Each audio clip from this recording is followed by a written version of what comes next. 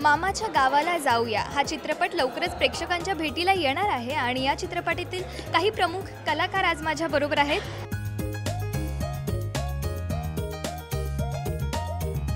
भूमिकेबद्दल सांगा. नमस्कार, मी मृण्मयी देशपांडे.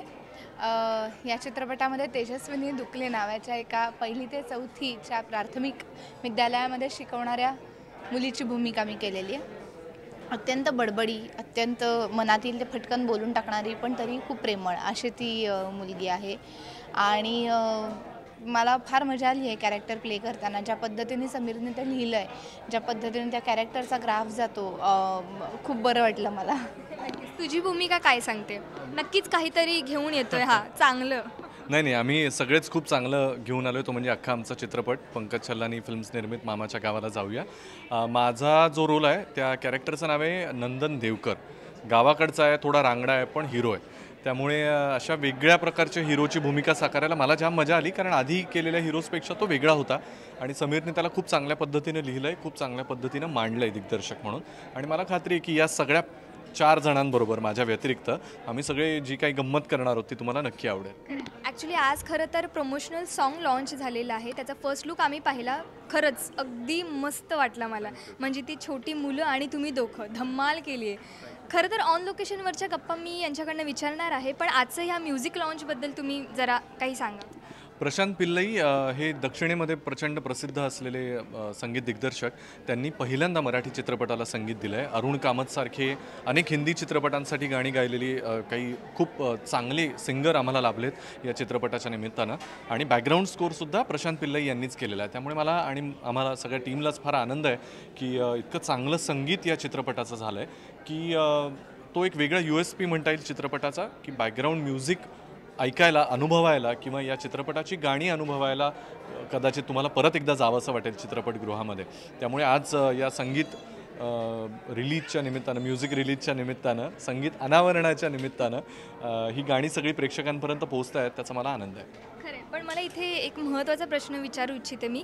असं काय शोधलं हे जे कोणी म्युझिक कंपोजर्स आहेत किंवा मग ते आज प्रमोशनल सॉन्ग लॉन्च झालं, असं काहीतरी वेगळं पण तुम्ही शोधलं असेल?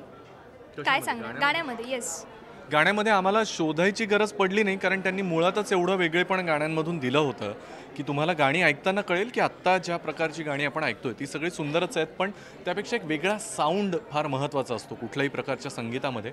हा वेगळा साऊंड या निमित्तानं चित्रपटाच्या संगीताला प्रशांत पिल्लई यांनी दिला आहे. आणि दुसरं म्हणजे अवधूत गुप्ते यांनी जे प्रमोशनल स्पेशल सॉन्ग केलेलं आहे, it's a compliment for the film, कारण त्यांना चित्रपट बघून तो फार आवडला आणि त्यांना असं फार वाटलं की मी सुद्धा या चित्रपटाचा भाग व्हावा, म्हणून त्याने हे गाणं स्वतःहून केलं. It's a very nice gesture आणि we are very thankful to Avadhoot दादा की त्याने इतकं स्वतःहून गाणं लिहून, कंपोज करून, गाऊन या फिल्मसाठी दिलं आहे. आणि त्यातलं वेगळे पण चित्रपट बघताना तुम्हाला जाणवेल आणि ही गाणी ऐकताना बघताना जाणवेलच. नक्कीच. तुझ्या मते काय आहे? अवधूत गुप्ते यांनी आज संगीत दिलं, संगीतबद्ध केलं गाण्याला. मी हेच सांगेन की आत्ता अभिजित म्हटलं त्याचं की एखाद्या संगीतकाराला ऑलरेडी वेगळं कोणीतरी म्युझिक कंपोजर असताना नाही काहीही करून मला या सिनेमाशी काहीतरी माझं नातं जोडलं गेलेलं हवं आहे हे वाटणं is a biggest compliment for us. धडपडच असते. धडपडपेक्षा सुद्धा ही त्यांच्या पद्धतीने एका चांगल्या कलाकृतीसाठी व्यक्त केलेली भावना म्हणूयात की जे आम्ही खूप लकी होत, किंवा आम्हाला हे अवधूतनी म्हटल्यानंतर आम्हाला कॉन्फिडन्स आमचा वाढला की हां सिनेमा चांगला झाला आहे, लोकांना आवडतो आणि तो रॉकिंग गाणी करतो. आणि प्रशांत पिल्लाईंबद्दल बोलायचं झालं तर बॅकग्राऊंड म्युझिक चांगलं कशाला आपण म्हणतो, जे वेगळं ऐकू येत नाही आणि ते त्या सगळ्या सीन्समध्ये, त्या वाक्यांमध्ये असं विरघळून जातं. जसं साखर असते, ती असते, त्याचं अस्तित्व आपल्याला जाणवतं, ती नसलेली सुद्धा जाणवते, पण वेगळी दाताखाली येत नाही चहा पिताना किंवा स्वयंपाकामध्ये. तर तसं साखरेचं काम त्यांनी केलेलं आहे आमच्या सिनेमाच्या बाबतीमध्ये आणि एकदम श्रवणीय आणि दर्शनीय असा तो चित्रपट. हा पूर्ण सिनेमा ॲक्च्युली जंगलात झालेला आहे आणि मराठी इंडस्ट्रीमध्ये हे कदाचित पहिल्यांदा होतं आहे की अख्खा चित्रपटच हा जंगलामध्ये होतो आहे. तर हा एक्सपिरियन्स कसा आहे? मला दोघांकडनं ऐकायला आवडेल. जंगलामध्ये ही लाडकी गोष्ट आहे माझ्यासाठी. मला ट्रेकिंगची आवड आहे आणि 30 दिवस जवळजवळ जंगलामध्ये शूटिंग करणं ही पण सोपी गोष्ट नाही आहे.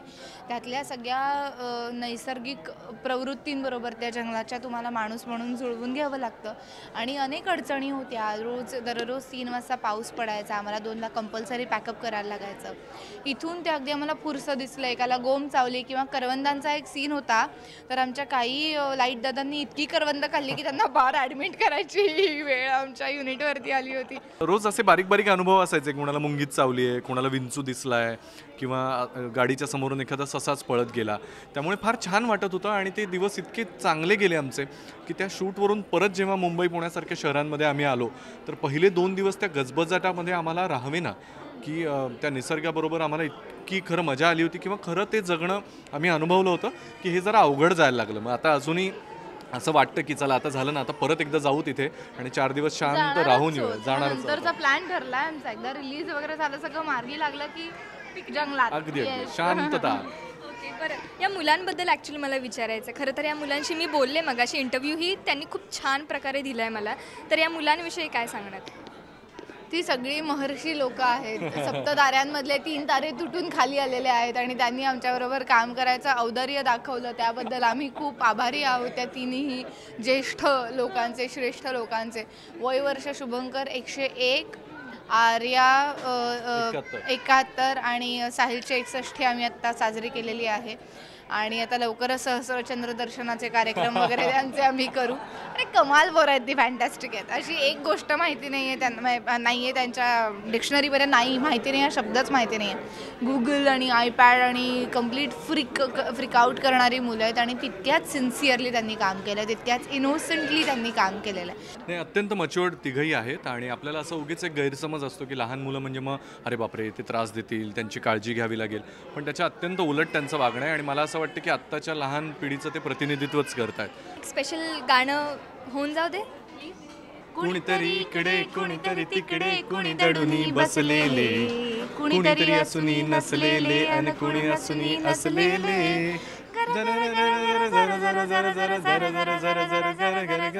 रामोजीच्या रानामध्ये श्यामोजीच्या मनामध्ये कुणी नाही आधेमध्ये भर भर जा, वाहणाऱ्या वाऱ्यापाशी झरणाऱ्या पाण्यापाशी नाना नाना नाना नाना झर झर जा, झंपक झंपक झम झंपक झंपक झंपक झम झंपक झंपक झंपक झंपक. Very nice, thank you so much. आणि मामाच्या गावाला आम्ही नक्की जाणार आहे. Thank you so much. Camera person पुनीतसह आर्या इले, राजश्री मराठी.